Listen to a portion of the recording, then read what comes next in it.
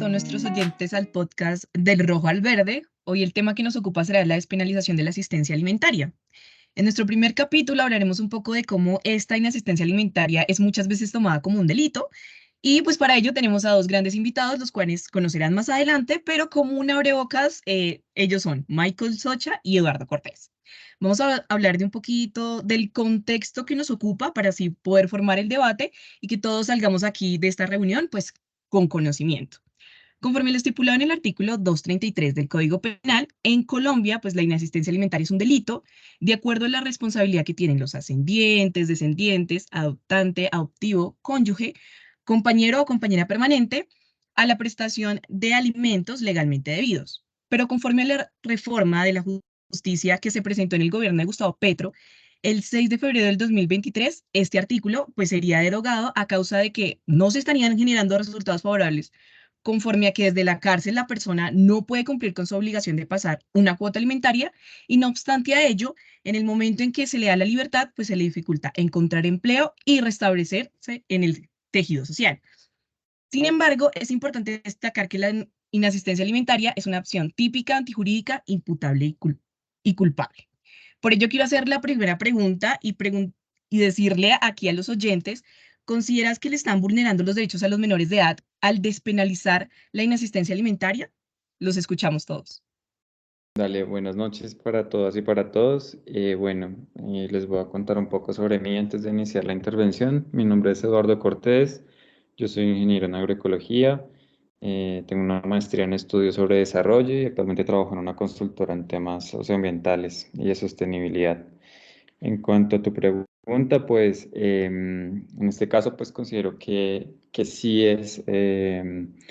una situación en la que se vulneran los derechos pues específicamente de los menores y también en gran medida y no reconocido los derechos y las labores que tienen que ocupar las mujeres en su mayoría pues son en su mayoría las que están a cargo de los menores de edad en estas condiciones de inasistencia alimentaria. Entonces se vulneran pues derechos fundamentales a los menores, en el derecho a la alimentación, a la educación, entre otros, pero también los derechos económicos de las mujeres quienes tienen que pues duplicar sus jornadas laborales y de cuidado que no son reconocidas ni por el padre ausente en este caso, porque pues tengo entendido que la mayoría de casos son hombres quienes tienden a generar esta inexistencia alimentaria. Entonces, pues digamos que esa es mi posición. Bueno, buenas noches. Mi nombre es Michael Socha y respondiendo a tu pregunta, yo considero pues que sí se le están vulnerando los derechos de los niños, pues porque primero que todo hay que partir que la Constitución habla de los derechos fundamentales, pero también habla y reafirma que el derecho de los niños es primordial sobre los demás derechos fundamentales. Entonces, pues por esta razón considero que esa despenalización de la pena por cuota alimentaria sí vulneraría los derechos de los niños. Claro, haciendo parte del podcast, yo considero que también se da una violación de los derechos fundamentales, pero no tanto desde el punto de vista viéndolo como el, la inasistencia alimentaria en la vulneración al derecho a los alimentos, sino el entendido del concepto de alimentos y todo lo que éste abarca. Es decir, que cuando se está vulnerando el desarrollo de ese niño y la posibilidad de que éste acceda al concepto de alimentos, que viene a ser la alimentación, el vestuario, la educación, pues se le impide también la vida digna, el desarrollo de la personalidad, que este niño no pueda crecer en condiciones aceptables, muchas veces no tenga acceso a la educación y ese acceso a la educación que muchas veces se ve permeado por la falta de presencia del Estado, pues se ve agravado con la falta de presencia, por una parte, de el concepto de la familia como tal, concepto tradicional que tenemos de padre y madre. Al no estar el padre, pues se vulnera aún más la posibilidad de que este menor pueda acceder a la educación. Entonces yo considero que también es un derecho fundamental que se vulnera, que si bien no está pues estipulado dentro de este tipo penal, considero que es intrínseco a la inasistencia alimentaria que se da con la conducta del tipo penal. Y conforme a lo que han dicho anteriormente, pues sí se encuentra pues estipulado como esos derechos fundamentales que tiene el niño, por lo cual sí considero que se encuentra vulnerado, pero también es importante destacar que también se encuentra vulnerado la Declaración Universal de los Derechos Humanos, ya que en su artículo 25 estipula que los niños pues tienen ciertos derechos y que entre esos están los cuidados y la asistencia especial. Entre esos cuidados está la obligación que tienen los padres y como la carga que tienen frente a ese proceso de ser los progenitores del niño. Entonces, pues entre eso está de cumplir ciertas obligaciones que están previamente estipuladas y que también generan como una carga entre las dos partes. Por lo tanto, para mí, sí se le está vulnerando al niño el derecho del cuidado, el derecho de la alimentación, el derecho, pues, hasta el mismo hecho del amor que le debe dar un padre a sus hijos, se supone. Por lo tanto, pues para mí no me genera como ningún conformismo frente a como esta decisión. Le entiendo las posturas de cada uno y digamos que siento yo aquí la parte como neutral, que no me voy a ir ni para un lado ni para el otro. Em, Vamos a aclarar que evidentemente hay una vulneración de derechos según a como ustedes lo expresan. Pero entonces yo les pregunto, evidentemente, estando penalizada la inasistencia alimentaria, de todas formas se sigue vulnerando los derechos de los menores. ¿Qué podrían proponer ustedes para evitar o quizás mitigar esa vulneración de derechos a los menores? No tiene que ser desde un marco jurídico, quizás una solución, pero sí como ciudadanos de a pie, ¿qué considerarían ustedes podría evitar, no yendo a la despenalización, sino otro mecanismo que evite o mitigue que se sigan vulnerando estos derechos? El micrófono está abierto para ustedes. Bueno, yo pienso que realmente esta propuesta, y digamos me uno un poco a Viviana, esta propuesta en sí no, a mi manera de ver, no busca en sí una despenalización, sino una búsqueda o una alternatividad. En este sentido, yo pensaría que se podría continuar con un proceso penal, pero que este proceso no implique cárcel, porque precisamente es al momento de que una persona que hace inasistencia alimentaria, pues se está vulnerando, digamos, se refuerza la vulneración de los menores y de sus acudientes para poder ofrecer esa asistencia alimentaria, digamos, se refuerza porque no hay una garantía de que estando en la cárcel y una vez que se haga una reinserción social, pues esto vaya a cambiar. Realmente, pues digamos que se acentúan los efectos de esa inasistencia alimentaria. Entonces, en ese sentido, creo que es más una propuesta que invita a eso, a pensar alternativas a los efectos que conlleva la inasistencia alimentaria y creo que esas medidas deberían estar enfocadas hacia temas eh, hacia temas de reparación, específicamente pues el tiempo de que no se ha hecho esta asistencia alimentaria pues debe pues digamos no revictimizarse a en este caso los niños o niñas que son pues víctimas de esa inasistencia, sino buscar precisamente esas alternativas. Bueno, yo considero que desde un punto de vista apartándome del espectro jurídico y diciendo como lo dice Viviana, de los ciudadanos de a pie, yo creería que no hay mejor solución a un problema que la prevención antes que la corrección. Entonces, la prevención en estos casos podría darse de los padres o madres o ahora con estos eh, géneros fluidos de las personas, buscar generar esa concientización, el entender que si se trae una persona a este mundo, no quiero sonar paternalista, si se trae una persona a este mundo, es porque se tienen las garantías de brindarle eh,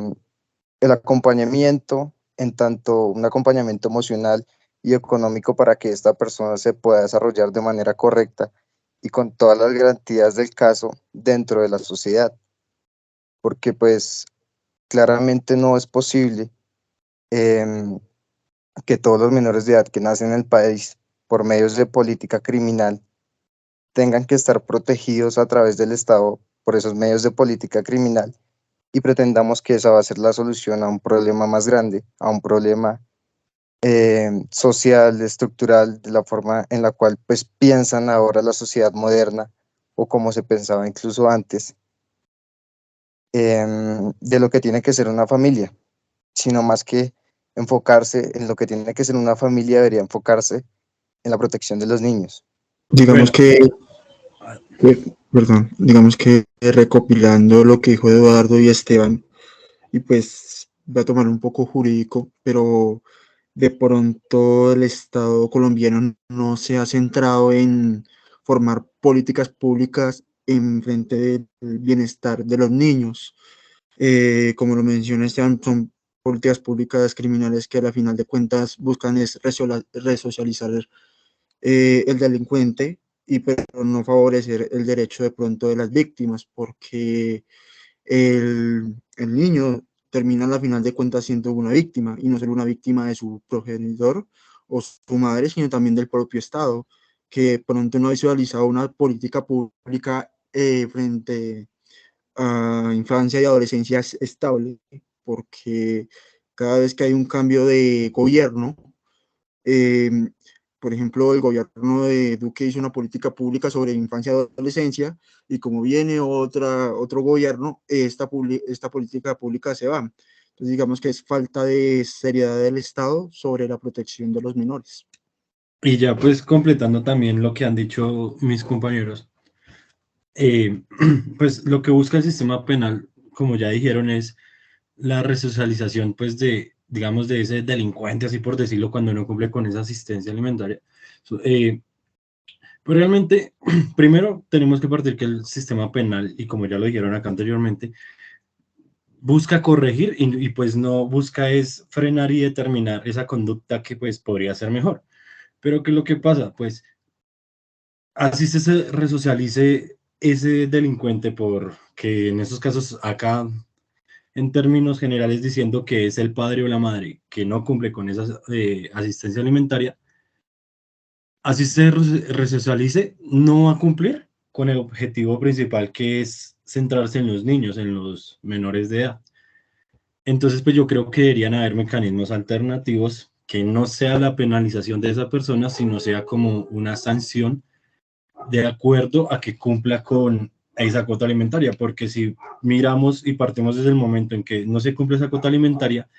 que efectivamente sí se están violando los derechos de esos niños, pues no se está reparando al niño, porque pues si algún padre va a la cárcel, pues no podría cumplir con esa cuota alimentaria. Entonces creería que deberían haber mecanismos alternativos, como digamos, no sé, propuestas de empleo para padres, en donde cierto, de manera directa, le descuenten una cuota a esos padres directo a los niños, y pues no llegar al problema que es que privarlos de la libertad a una persona y aún así no cumplir pues con el objetivo que es los derechos de ese niño.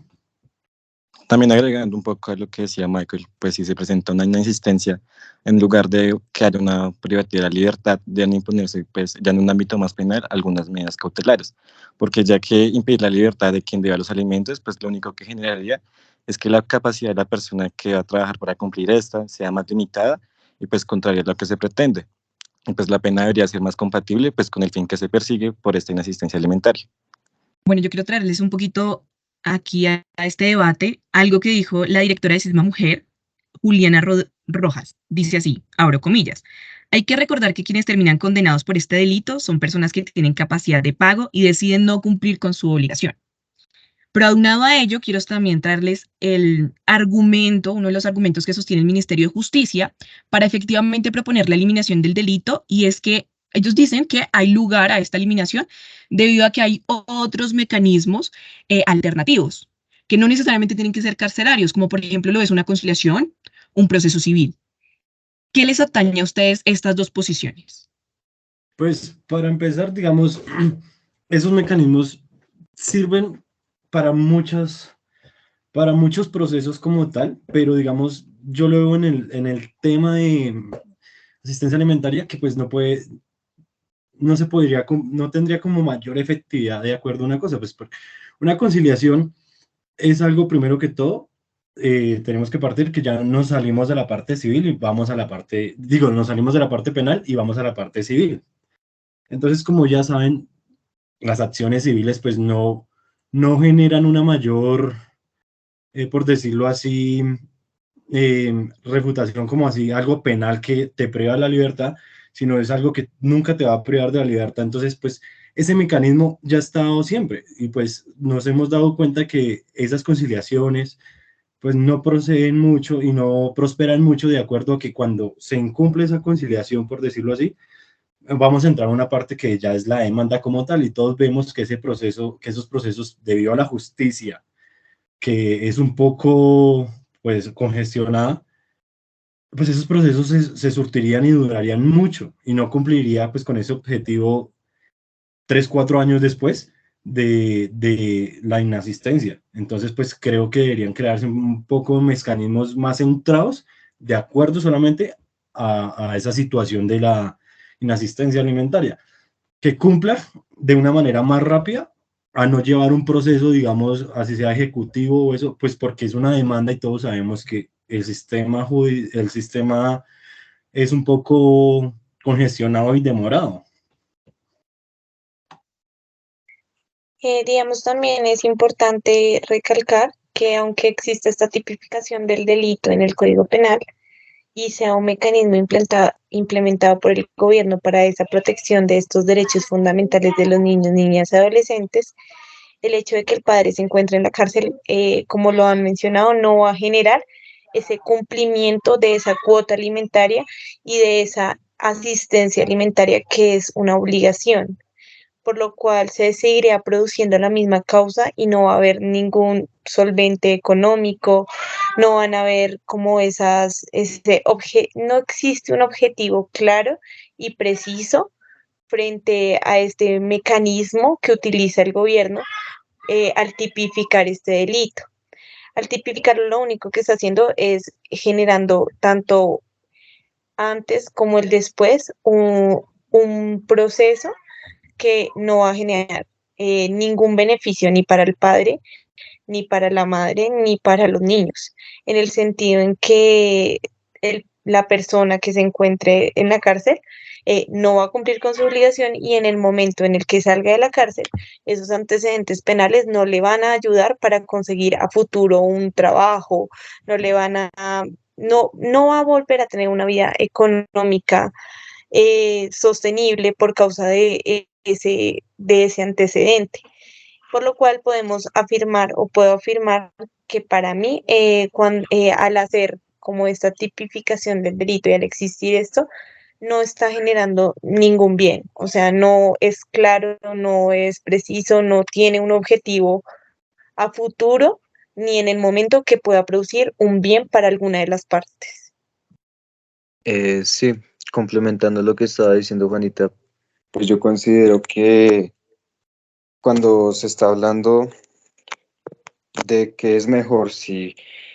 una condena penal que transgrede los derechos fundamentales de la persona, porque aquí hay que ver las dos caras de la moneda. Si bien se está buscando la protección de los menores que tienen un rango de constitucionalidad pues más alto, también se está vulnerando con esa protección a los menores por una misma acción los derechos fundamentales del padre. Entonces no podemos decir que vamos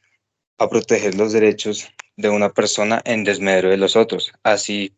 pues en la ley está estipulado que cuando se aplica una sanción penal se hace pues en violación a ciertos derechos fundamentales, pero pues que están dentro de lo legal, dentro de la norma, lo cual no me parece pues muy lógico. Es por ello que yo estoy más en favor de un procedimiento penal, bien sea un ejecutivo de alimentos, bien sea una conciliación, porque aunque no sea el medio más expedito, es preferible que se incumban derechos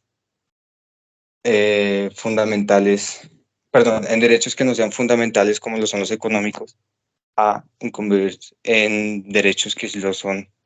fundamentales, como el derecho a la libertad, a la dignidad humana, pues todos sabemos las condiciones eh, infrahumanas que se surten en las cárceles colombianas por cuestiones de hacinamiento y todo ese tipo de cosas. Entonces, esa es mi opinión ya muy personal.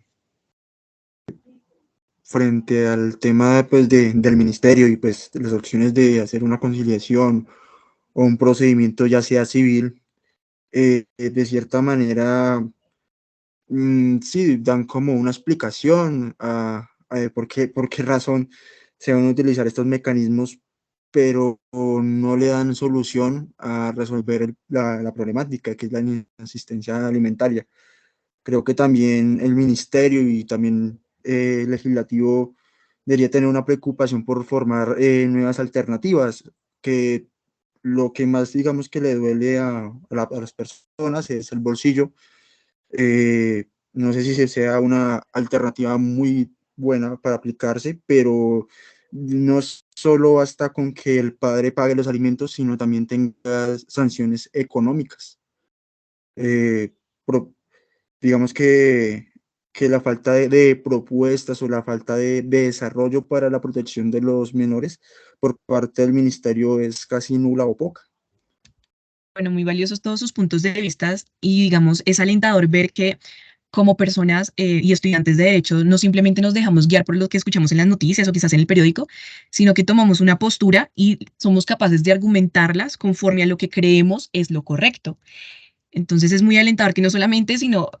nosotros como futuros abogados, sino también otras personas de otras carreras y aquí los invitados han tomado su postura y la han sabido defender muy bien. Pero entonces para cerrar con broche de oro esta discusión que nos daría aquí horas,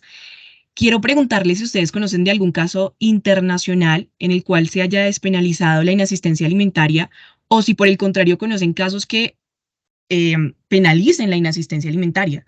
O quizás podemos irnos un poquito a un ámbito también nacional, algún caso que ustedes conozcan de forma cercana